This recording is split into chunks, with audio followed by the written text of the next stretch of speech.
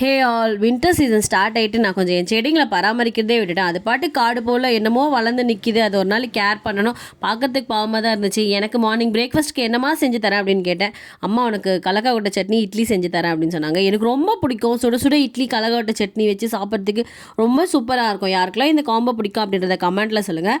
Afternoon லஞ்சுக்கு வந்து மோர் குழம்பு வச்சு தரேன் அப்படின்னு சொன்னாங்க. எங்கள் அம்மாக்கெல்லாம் மோர் குழம்பு பிடிக்காது.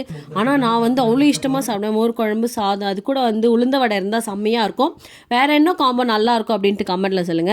என் தங்கச்சி வீட்டுக்கு வரப்ப பாப்பா அது பால் டப்பாலாம் விட்டு போயிட்டா. காலைல ஸ்கூலுக்கு ரெடி ஆகிட்டு போகிற வழியில் கொடுத்துட்டு போகலாம். எங்கள் ஸ்கூலெல்லாம் தாண்டி அவங்க வீடு இருக்குது. பட் இருந்தாலும் வேகமாக போய் கொடுத்துட்டு ஸ்கூலில் போய் சேர்ந்துடலாம் அப்படின்னு சொல்லிட்டு நான் எனக்கு சீக்கிரமாக கிளம்புனா. காலேஜ் பார்த்தா ஒரே பனிமூட்டமாக இருந்துச்சு. நல்லா இருக்கே அப்படின்னு சொல்லிட்டு வீடியோ எடுத்துகிட்டே போனேன். ஸ்கூலெல்லாம் முடிஞ்சுட்டு வீட்டுக்கு வந்தோன்னே அம்மா ஒரு சூப்பரான பன்னீர் சாண்ட்விச் செஞ்சு கொடுத்தாங்க.